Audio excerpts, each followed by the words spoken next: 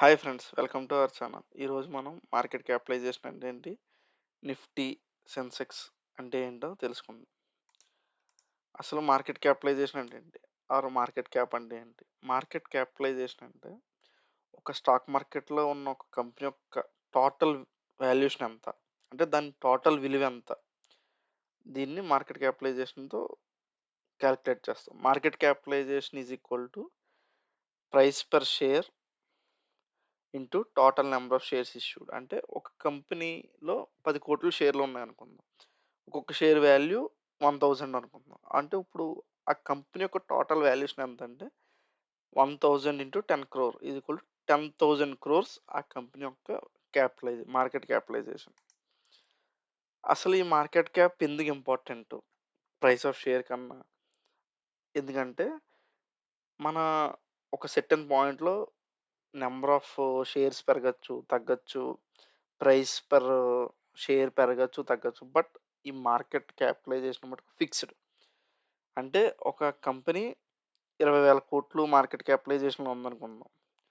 So, ఇక్కడ వాళ్ళేం చేస్తారంటే స్టాక్ స్ప్లిట్‌ని అనౌన్స్ చేశారు. అంటే మన ఒక స్టాక్ 2 కింద విడిపోతుందంటే 10,000 స్టాక్‌లో ఏమవుతుంది? 20,000 షే స్టాక్స్ అవుతది. షేర్స్. ఇక అప్పుడు మన షేర్ వాల్యూ ఏమవుతదంటే మార్కెట్ క్యాప్ ఏం పెరగదు. Market cap same 20,000,00,00,000. బట్ మన షేర్స్ 20,000,00,00,000 షేర్‌లయినాయి. అంటే ఒక్కొక్క షేరు ఏమవుతదంటే రూ. 1000 అవుతది. 2000 ఉన్న షేరు రూ. 1000కి మారుతది. అంటే మన స్టాక్ వాల్యూ తగ్గింది. సో, ఇక్కడ మనం ఏం అర్థం చేసుకోవాలంటే మార్కెట్ క్యాప్ అనేది ఒక సెర్టైన్ పాయింట్‌లో ఫిక్స్‌డ్. మన నంబర్ ఆఫ్ షేర్స్ పెరిగినా, తగ్గినా ఈ ప్రైస్ అడ్జస్ట్ అవుతది గానీ, మన మార్కెట్ క్యాప్‌లో మటుకు ఏమీ చేంజ్ అవ్వదు. ఓకే. మన మన పోర్షన్ అందులో పెరగాలి అంటే మన మార్కెట్ క్యాప్‌లో పెరగాలి. ఓకే. మన మార్కెట్ క్యాప్ పెరగాలి అంటే మన మార్కెట్ క్యాప్ ఎందుకు పెరుగుతుందంటే ఒక కంపెనీ యొక్క పెర్ఫార్మన్స్, దాని యొక్క ప్రాఫిట్స్, దాని రెవెన్యూస్ బేస్ చేసుకొని ఆ మార్కెట్ క్యాప్ పెరుగుతది. అప్పుడు ఫర్ ఎగ్జాంపుల్ ఇప్పుడు మనం మన కంపెనీ యొక్క మార్కెట్ క్యాప్ 20 క్రోర్స్ అనుకుందాం. అందులో మనకి 2000 షేర్స్ 2000 వర్త్ షేర్స్ ఉన్నాయి. మనం ఆ కంపెనీ యొక్క మార్కెట్ క్యాప్ 40 క్రోర్స్ అయింది. అంటే మన షేర్స్ యొక్క వాల్యూ నెక్స్ట్ 4,000కి మారుతది. అంటే ఇక్కడ ఈ మార్కెట్ క్యాప్ ఎంతైతే ఎంత ఎలా అయితే పెరిగిందో మన షేరు వాల్యూస్ కూడా అదే రేంజ్‌లో పెరుగుతది. సో, ఈ 2 డైరెక్ట్‌గా ప్రపోర్షనల్.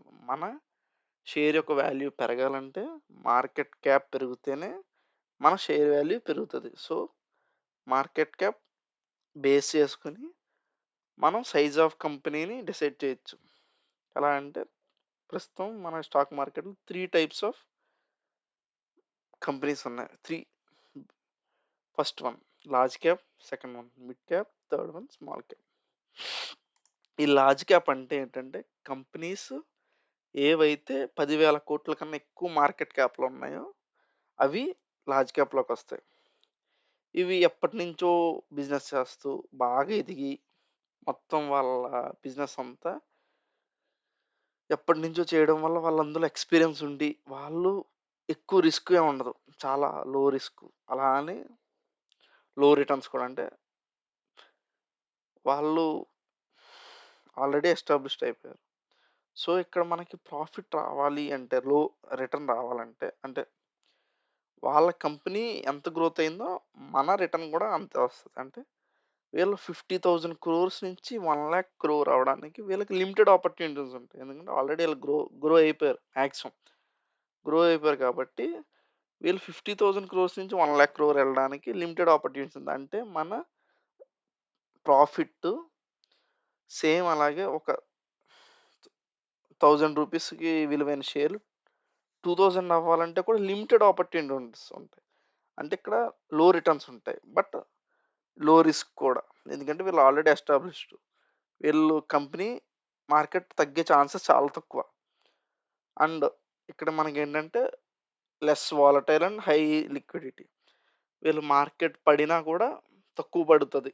చాలా less volatile and high liquidity అంటే ఇందులో షేర్లు కొనుక్కోవడానికి ఎక్కువ ఇన్వెస్టర్స్ వస్తూనే ఉంటారు. Next small cap. Small cap అంటే కంపెనీస్ ఏవైతే 1000,00,00,000 కన్నా తక్కువ వాల్యుయేషన్‌లో ఉంటాయో అవి స్మాల్ క్యాప్స్. ఇక్కడ మనకి హై రిటర్న్స్ వచ్చే ఛాన్సెస్ ఎక్కువుంటాయి. ఎందుకంటే ఇక్కడ 50,00,00,000 కంపెనీ 100,00,00,000 అయిందంటే మన రూ. 1000 షేర్స్ యొక్క విలువ 2000 షేర్ల కింద 2000 వాల్యూకి మారుతది. కానీ ఇది హై రిస్క్. ఎందుకంటే ఏమో వీళ్ళ ఐడియా ఫ్లాప్ అవ్వచ్చు. వీళ్ళ బిజినెస్ ఎందుకంటే వీళ్ళకి ఎక్స్‌పీరియన్స్ లేదు. వీళ్ళ బిజినెస్ అంత ఎక్స్‌పీరియన్స్‌డ్ కాదు. వీళ్ళది ఏంటంటే కొత్త ఇన్నోవేషన్ అవ్వచ్చు. ఎక్స్‌పెరిమెంట్ చేయొచ్చు. సో, ఏదన్నా జరగొచ్చు. ఒకవేళ హిట్ అయితే మంచి ప్రాఫిట్స్ వస్తాయి. అలా అని చెప్పి ఫ్లాప్ అయిందంటే మన క్యాపిటల్ లూజ్ అయ్యే ఛాన్సెస్ కూడా చాలా ఎక్కువ. హైలీ వాలటైల్ పెరిగితే బాగా పెరిగిపోద్ది. పడితే కూడా అలాగే పడిపోతుంది. Less liquidity. ఇందులో ఇన్వెస్టర్స్ కూడా చాలా తక్కువ మంది ఉంటారు. ఎందుకంటే షేర్లు తక్కువ. సో, అంటే షేర్లు తక్కువ, ఇన్వెస్టర్స్ తక్కువ మంది ఉంటారు. సో, ఇది next mid cap. Mid cap అంటే greater than 1000 crores and less than 10,000 crores valuation ఉన్న కంపెనీస్‌ని మిడ్ క్యాప్ అంటాం. ఇది కొన్ని అంటే ఇది అప్‌కమింగ్ అంటే ఈ కంపెనీలు బాగా రైజ్ అయినాయి అంటే లార్జ్ క్యాప్ అవుతాయి. అలా అని చెప్పి బాగా పడిపోతే స్మాల్ క్యాప్ అయిపోతాయి. సో, ఇదేంటంటే లార్జ్ క్యాప్‌కి, మిడ్ క్యాప్‌కి మధ్యలో ఉంటది. అంటే లార్జ్ క్యాప్ అంత సేఫు కాదు. స్మాల్ క్యాప్ అంత రిస్కు కాదు. లార్జ్ క్యాప్ అంత హై లిక్విడిటీ ఉండదు. స్మాల్ క్యాప్ అంతా లో లిక్విడిటీ ఉంటది. మిడిల్‌లో ఉంటది. సో, ఇదేంటంటే మన పోర్ట్‌ఫోలియోని డైవర్సిఫికేషన్ చేసుకోవడానికి వీటిలికి మిడ్ క్యాప్ అనేది మంచి సొల్యూషన్. ఓకే. అసలు సెన్సెక్స్ అంటే ఏంటి? నిఫ్టీ అంటే ఏంటి? నార్మల్‌గా మనం టీవీలో చూస్తాం. సెన్సెక్స్ ఈరోజు ఇన్ని పాయింట్లు పెరిగింది. ఇన్ని పాయింట్లు పడింది. నిఫ్టీ ఇన్ని పాయింట్లు పెరిగింది. ఇన్ని పాయింట్లు పడింది అంటూ చెప్తూ ఉంటారు. అసలు సెన్సెక్స్ అంటే ఏంటి? నిఫ్టీ అంటే ఏంటి? జనరల్‌గా ఒక స్టాక్ మార్కెట్ యొక్క బిహేవియర్‌ని తెలుసుకోవడానికి మనకొక ఇండెక్స్ కావాలి. ఇండెక్స్ అంటే ఒక మెజరింగ్ వే. ఇక్కడ ఏం చేస్తారంటే ఒక్కో ఇండెక్స్‌లో కొన్ని స్పెసిఫిక్ కంపెనీస్ ఉంటాయి. ఆ కంపెనీస్ ఇంత వెయిట్ ఉండాలి, ఇంత వెయిట్ ఉండాలని ఒక ఫిక్స్‌డ్ కండిషన్స్ ఉంటాయి. వీటిని బేస్ చేసుకొని ఒక మల్టిపుల్ స్టాక్స్ బేస్ చేసుకొని ఒక మార్కెట్ యొక్క బిహేవియర్ ఎలా ఉంది? మార్కెట్ ఏ డైరెక్షన్‌లో ఉందో చెప్పడం కోసం ఒక స్పెసిఫిక్ ఇండెక్స్ క్రియేట్ చేసుకున్నారు.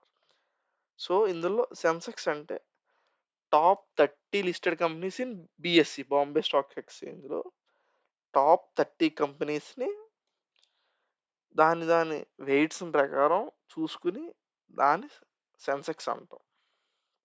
ఓకే. నెక్స్ట్ నిఫ్టీ అంటే సేమ్ సెన్సెక్స్ లాగే. అక్కడేమో టాప్ 30 ఇక్కడేమో టాప్ 50 అండ్ ఎన్ఎస్ఈలో ట్రేడ్ అయ్యే కంపెనీస్. నిఫ్టీ ఏంటంటే కాంబినేషన్ ఆఫ్ ఎన్ఎస్ఈ అండ్ 50.